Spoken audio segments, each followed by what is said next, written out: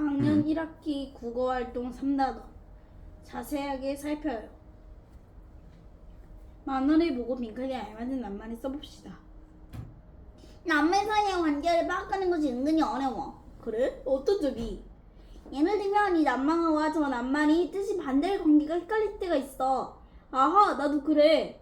얼마 전에 음식에 대한 글을 읽다가 짜다와 뜻이 반대의 낱말이 궁금했어. 그래서 어떻게 했어? 국어 순을 찾아보니 뜻풀일 뿐 아니라 낱말 사이의 관계를 나타내는 정보도 있었어. 국어 순을 보고 짜다가 싱겁다가 뜻이 반대의 관계라는 것을 알 수 있었어. 짜다. 소금과 같은 맛이 있다. 옆집 김치는 짜다. 짜고 매운 음식을 피해라. 반대말 싱겁다. 낱말 사이의 관계를 생각하며 민간에 알맞은 낱말을 써봅시다. 뜻이 비슷한 관계. 태양, 해, 세탁하다, 빨래하다. 뜻이 반대인 관계. 길다, 짧다, 높다, 낮다. 뜻을 포함하거나 뜻에 포함되는 관계. 요리하다, 굽다, 직업, 의사. 뜻이 반대인 낱말이 여럿일 수도 있어요. 벗다와 뜻이 반대인 낱말에는 옷을 입다 뿐만 아니라 모자를 쓰다, 신발을 신다도 있어요.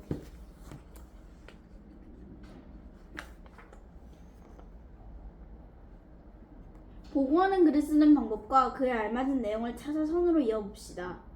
관찰 대상을 정한다. 나팔꽃은 내가 등교할 때는 피어있는데 학교할 때는 시들어 있어. 나팔꽃은 언제 펴서 언제 지는 걸까? 나팔꽃을 관찰해봐야겠어. 관찰 계획을 세운다.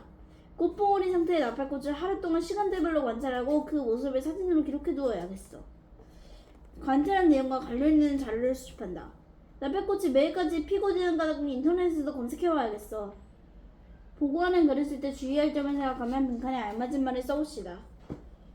선생님, 대상을 관찰하기 전에 관찰 계획을 왜 세워야 하나요? 관찰 계획에 따라 보고하는 글의 내용이 달라질 수 있기 때문이에요. 그래서 대상을 언제 어떻게 관찰할지 구체적으로 정해야 해요. 선생님, 관찰하고 나서 자료를 수집할 때는 어떻게 해야 하나요? 인터넷에서 검색하거나 책을 찾아보고 전문가에게 물어볼 수도 있어요. 근데 자료를 수집할 때에는 출처가 분명하고 객관적인 자료인지 잘 살펴야 해요. 보고하는 글을 쓰는 과정에 맞게 차례대로 번호를 써봅시다. 첫 번째, 관찰 대상을 정한다. 두 번째, 관찰 방법과 관찰 기간을 고려해 관찰 계획을 세운다. 세 번째, 관찰 계획을 바탕으로 대상을 관찰한다. 네 번째, 관찰한 내용을 정리한다. 다섯 번째, 관찰한 내용과 관련있는 자료를 수집한다. 여섯 번째, 관찰하고 수집한 내용을 바탕으로 보고하는 글을 쓴다. 보고하는 글의 종류. 보고하는 글에는 대상을 관찰해 쓴 글뿐만 아니라 실험하고 나서 쓴 글, 어떤 주제에 대하여 조사해 쓴 글도 있어요.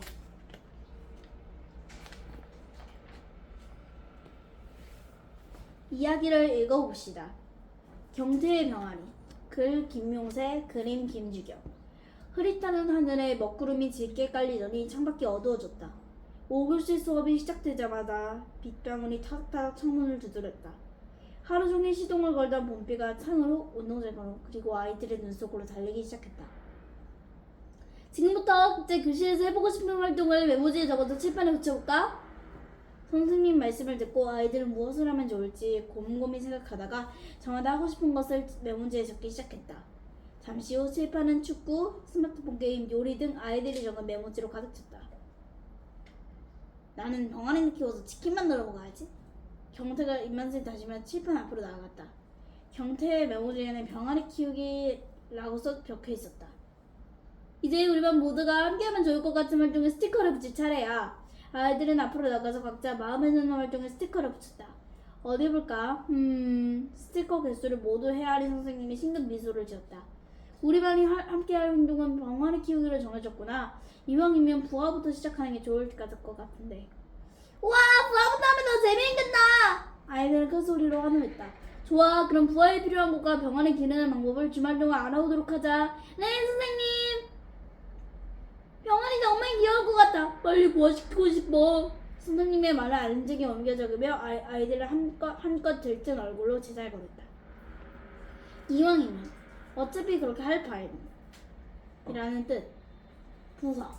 동물의 알 속에서 새끼가 껍데기를 깨고 밖으로 나오매라는 뜻. 월요일 아침 교실에 들어선 경태는 분위기가 평소와 사뭇 다르다는 걸 느꼈다. 아이들은 교실에 들어오자마자 삼삼오오 모여 병아리에 대해 이야기를 하고 있었다.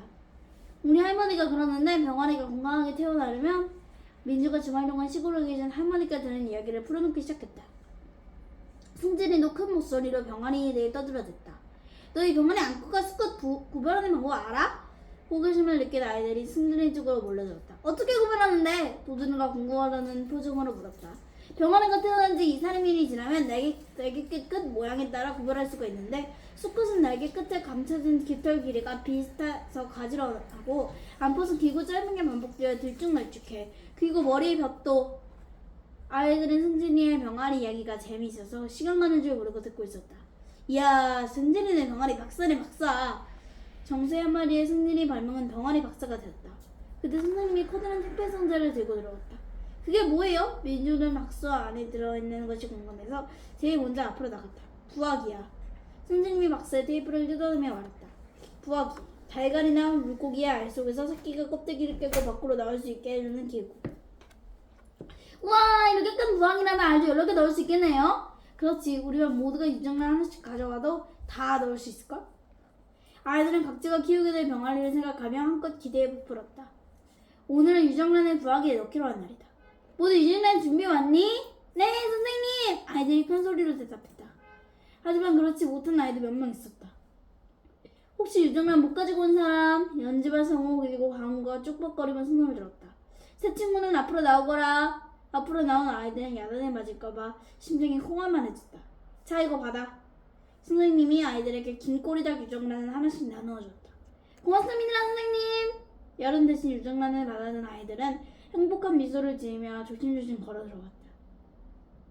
가져온 달걀에 연필로 오늘 날짜와 자기 이름을 써놔봅시다. 유정란, 부화하여 새끼가 될 수 있는 날.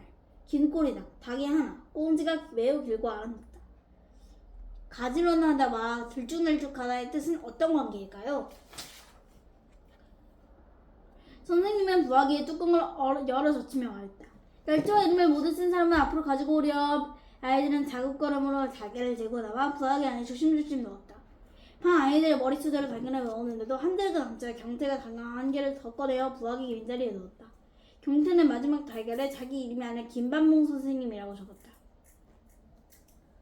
평소와는 다른 모습이었다. 아이들은 경태의 행동을 보면서 고개를 갸웃거렸다. 선생님은 부화기 안에 달걀이 모두 보이게 사진을 찍어서 교실 뒤에 붙였다. 고대 사진 아래쪽에 아이들 바람이 적힌 메모지가 나붙었다.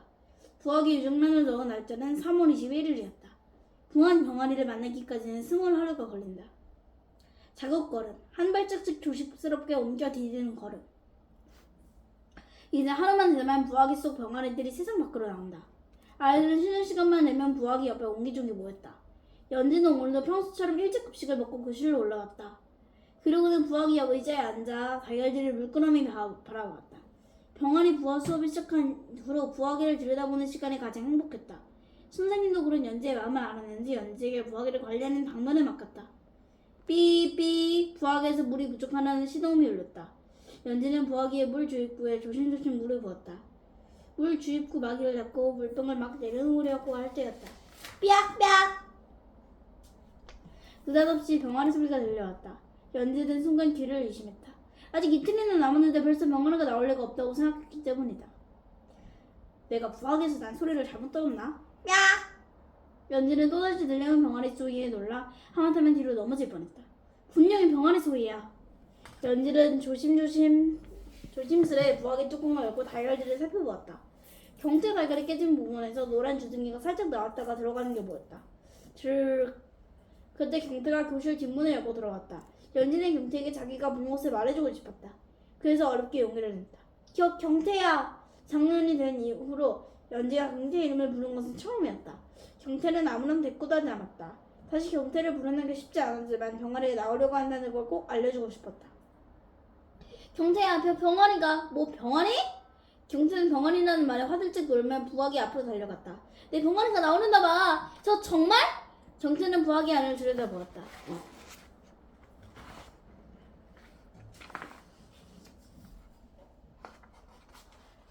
경태의 달걀에 어떤 변화가 생겼나요?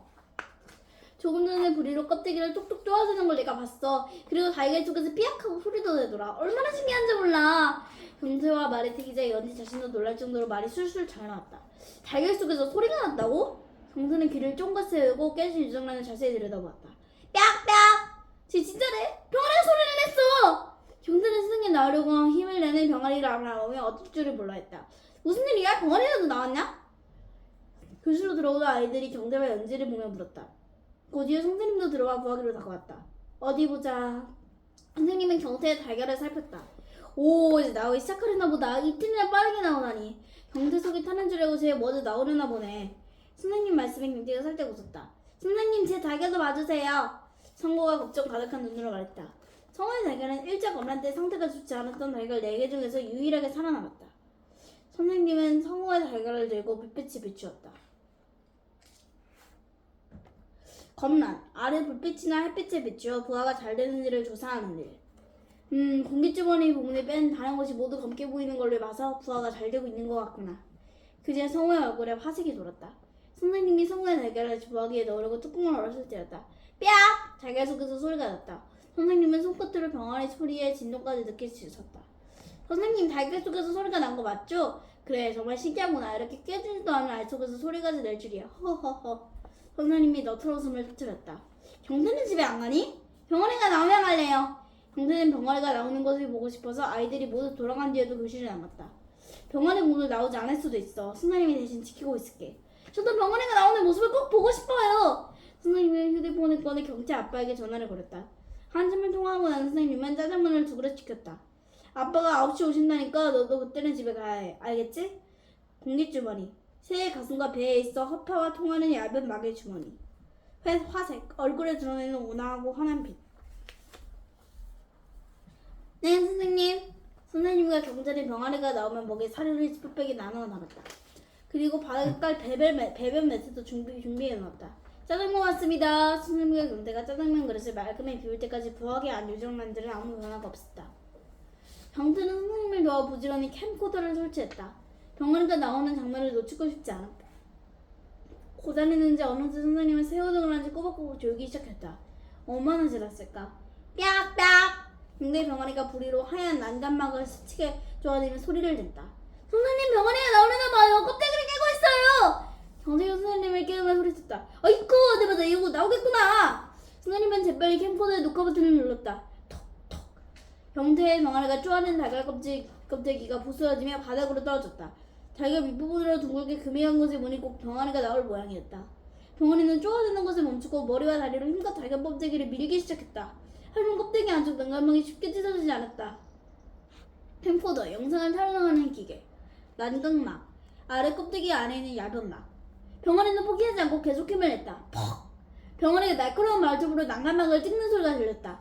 곧이어 달걀 껍데기가 열리고 병아리 머리가 쑥 나왔다. 온몸이 젖어 물에 빠진 생쥐처럼 안쓰러운 모습이었다. 살았구나, 병아리야. 병아리를 바라보던 경태의 눈가가 붉어지더니 닭똥같이 눈물이 주르륵 흘러내렸다. 그 눈물은 지금껏 경태가 속상하고 화나고 억울해서 흘렸던 눈물과는 달랐다. 경태의 마음을 부드럽게 어루만지며 녹이는 따뜻한 눈물이었다. 그렇게 밤이 깊어가고 있었다. 다음날 아침 교실에 가장 먼저 도착한 사람은 바로 경태였다. 경태는 책가방도 풀지 않고 부엌의 쪽으로 달려갔다. 그리고 선생님이 깔아놓은 돗자리에 앉아 부엌의 안을 들여다보았다. 털이 노랗고 보송보송한 병아리가 다른 아이들 위에 앉아 새근새근 잠을 자고 있었다. 아, 정말 귀엽나. 숨을 쉴 때마다 가슴이 오르락내리락 하는 병아리는 마치 갓 태어난 아기처럼 귀여웠다. 경태야, 병아리는 지었니? 연지가 부러운 눈으로 경태를 바라보며 물었다. 이제 연지는 경태에게 말을 거는 게 어렵지 않았다. 이름? 글쎄? 경태는 병아리 이름을 생각해본 적이 없었다. 경태가 속으로 이런저런 이름들을 고민하고 있을 때 승진이가 물음을 치며 말했다. 경태야, 이거 어떠냐? 스무둥이. 스무둥이? 그래, 네 병아리는 20하루가 아니 20날 만에 태어났잖아. 아이들도 7개월이나 8개월 만에 태어나는 일이 드물게 있다고 하던데.